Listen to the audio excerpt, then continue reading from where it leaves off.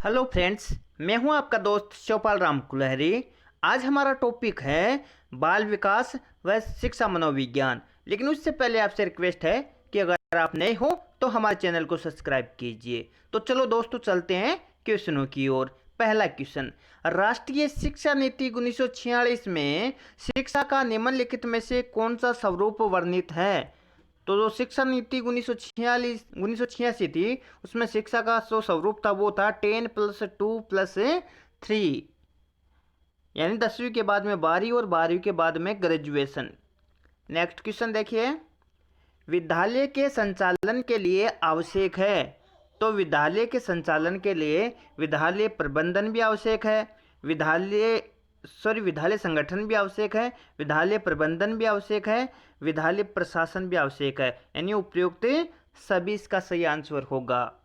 Next question देखिए, भारत में राष्ट्रीय शिक्षा पाठ्यक्रम में समाहित किया गया है।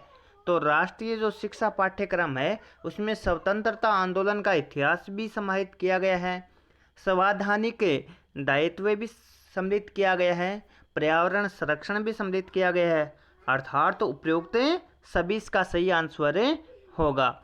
नेक्स्ट क्वेश्चन देखिए, 3 से 5 आयु वर्ग के बच्चों को शिक्षा प्रदान की जाती है। तो 3 से 5 वर्ष की आयु के जो बालक हैं उनको निरौपचारिक शिक्षा प्रदान की जाती है। नेक्स्ट, विद्यालय नियम संहिता का प्राथमिक उद्देश्य है। तो विद्यालय नियम संहिता है, उसका प्राथमिक उद्देश्य होता है कि अपराधी बालक होते हैं उनको उचित दंड प्रदान किया जाए। नेक्स्ट क्वेश्चन, भाषा को उपयुक्त तरीके से परिभाषित किया जा सकता है। तो उसका अनुभवों को प्रकट करने का माध्यम होती है। अर्थात भाषा क्या होती है? अनुभवों को प्रकट करने का एक माध्यम होती है। नेक्स्ट, कक्षा नियंत्रण की सबसे महत्वपूर्ण विधि है। तो कक्षा नियंत्रण की सबसे महत्वपूर्ण विधि है प्रजातांत्रिक उपागम। नेक्स्ट, सामान्य शिक्षा के पाठ्यक्रम के संदर्भ में निम्नलिखित तर्क दिया जाता है। तो जो तर्क दिया जाता है वो है कि भारतीय सांस्कृतिक धरोहर की ओर उन्मुख किया जाए। नेक्स्ट, एक अध्यापक का सबसे महत्वपूर्ण कार्य है। तो अध्यापक का सबसे महत्वपूर्ण कार्य होता है शिक्षण करना, यानी बच्चों को पढ़ाना।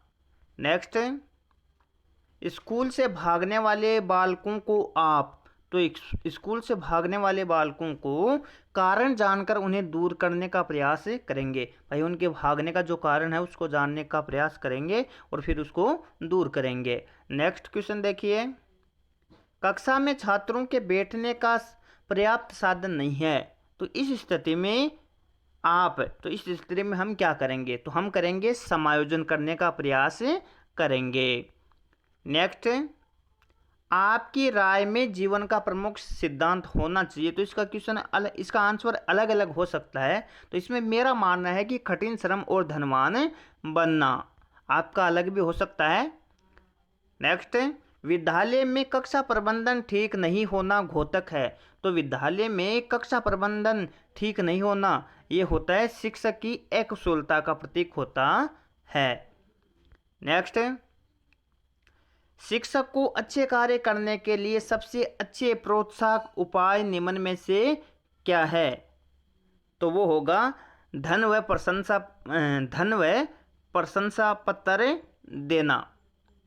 नेक्स्ट, शिक्षा का स्तर गिरने का प्रमुख कारण है। तो शिक्षा का स्तर गिरने का प्रमुख कारण है वो है गैर जिम्मेदार शिक्षक। नेक्स्ट, शिक्षण व्यवसाय में जाने का प्रमुख उद्देश्य है। तो शिक्षण व्यवसाय में जाने का प्रमुख उद्देश्य है भावी पीढ़ी का निर्माण करना। नेक्स्ट, शिक्षक को अपनी विषय वस्तु में निरंतर नए ज्ञान का समावेश करना चाहिए।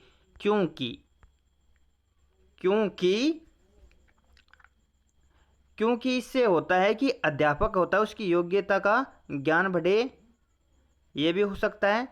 छात्र शिक्षक की योग्यता का लोहा मान सके, ये भी हो सकता है क्या? नहीं, इसमें होगा कि छात्रों को नवीन ज्ञान दे सके, छात्रों को नवीन ज्ञान दे सके। ये दोनों आंसर इसके नहीं होंगे। नेक्स्ट है, शिक्षा एक त्रिकोणीय प्रक्रिया है जो, वेरी वेरी इंपॉर्टेंट क्वेश्चन। तो इसमें आते हैं छात्र आते हैं, शिक्षक आता है और सामाजिक परिवेश आता है। नेक्स्ट है, मातृभाषा शिक्षण प्राथमिक स्तर पर पढ़ाना बेहतर क्यों है? तो इसका बेहतर होने का कारण है बौद्धिक विकास में यह सहायक होता है।